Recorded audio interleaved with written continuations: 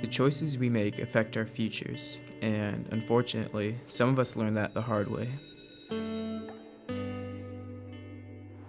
This happened to me after moving back to my hometown. It all started at my new school.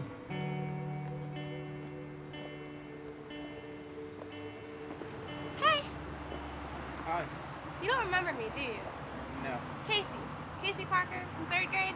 Used to sit behind me in math. Casey was cool, super nice, and she definitely had her head on straight. I used to be crazy about pink, but not anymore. You just moved into my neighborhood, right? Yeah, my dad is in the military, so we move around a lot. Rafa. People thought he was cool.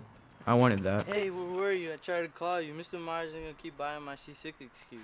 I just didn't feel like going. Hey, look what I recorded earlier. Let's go to the store. I have something even better for you to record. Come on. Yeah, I get good grades, but what I wanted more than anything was to have cool friends. We walked home from school. Everything was going alright until Casey knocked my kickball into Riley's path. The ball was mine, so Riley put the blame on me. She gave me the chance to pay her back by going to the store with her and Rafa.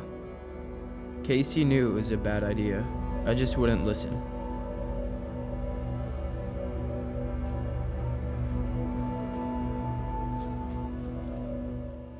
Because of all the stealing that went on at the store, the owner had his staff on high alert. Here, take it. I don't need it. I do. Hurry up. That's stealing. No dip, Sherlock. Listen, you owe me for that soda. Yeah, but... Yeah, but nothing. It's not a big deal. Owner has so much stuff here. One little thing won't hurt. You won't get caught. Rafa's the only one with cameras in here that work. Don't be a punk. I was nervous. My hands were sweaty. I felt like I was being watched. Hey!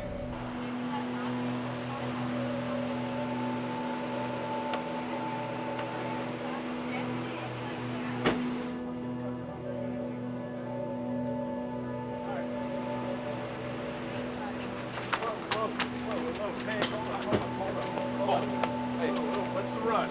No reason. Yeah? What's all this stuff right here? You bought it. Oh, really? I bet that store clerk has to beg to differ. All three of us were caught that day. It changed our lives. I should have made a better decision. I was scared the whole time.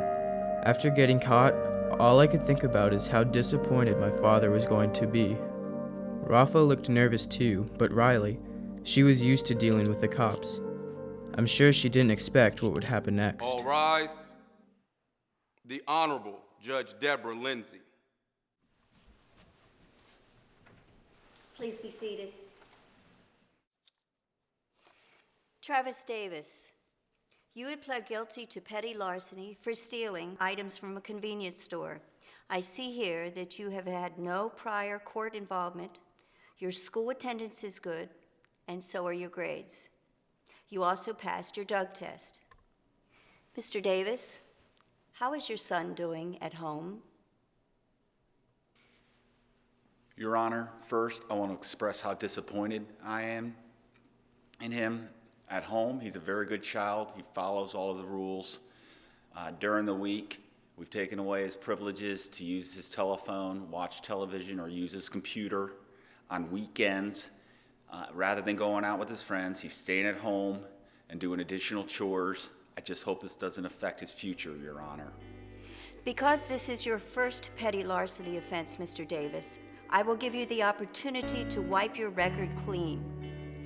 You have 90 days to complete 25 hours. My bad decision landed me trash duty. I had plenty of time to think about what I should have done that day. You need to write an apology to the store where you participated in the criminal act. Do you agree with these things? A thief definitely isn't the kind of person I want to be. Mr. Rafael Cruz Gomez has pled not guilty.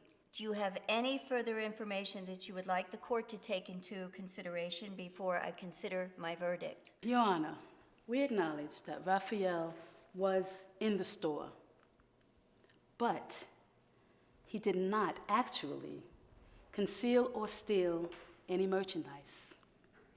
He was merely clowning around. The video he made was used to identify those who actually shoplift. So in fact, Raphael helped to solve the crime. Nice try, Miss Eskridge. Despite the fact that Mr. Gomez did not steal any items, he still committed a crime. He went into the store with his friends with the intent to steal. Mr. Gomez, this is your second offense, and you tested positive for marijuana. You have also had several unexcused absences from school. Miss Gomez, how is your son behaving at home? Your Honor, I don't know what to do with Rafa. I don't know his friends. I don't know where he goes at nighttime. Sometimes he doesn't come home at all. I love my son, but he's out of control. Mr. Gomez, I am placing you on probation until you are 18 years old. Rafa didn't realize that filming the whole thing would make him guilty too. Because he'd been in trouble before, his consequence was much worse than mine. I even heard that he ended up doing some time in juvie for not following his probation rules. As for Riley, all the poor decisions she had made added up. She was 18. I guess she should have thought about that. Cell 20.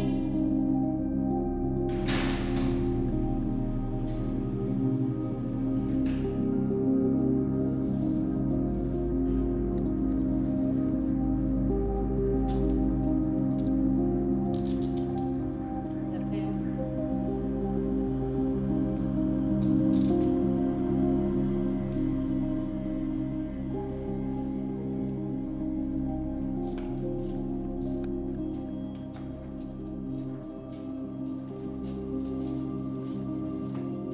All rise.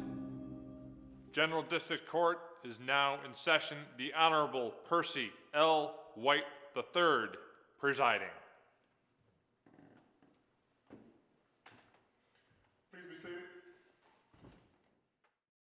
Miss Leary, I must say that I'm disappointed to have you back in my courtroom. You've had multiple fraud charges which were diverted. Now you're 18 years old and combine a petty larceny charge with 2 counts of contributing to the delinquency of a minor. And thanks to you and your friends, we have all the evidence on videotape. How do you plead, Miss Leary? Guilty, Your Honor. I accept your guilty plea, and I sentence you to 6 months in jail, 200 hours of community service, and you're required to pay a fine. Miss Leary, this is very unfortunate because these charges will be on your record for life.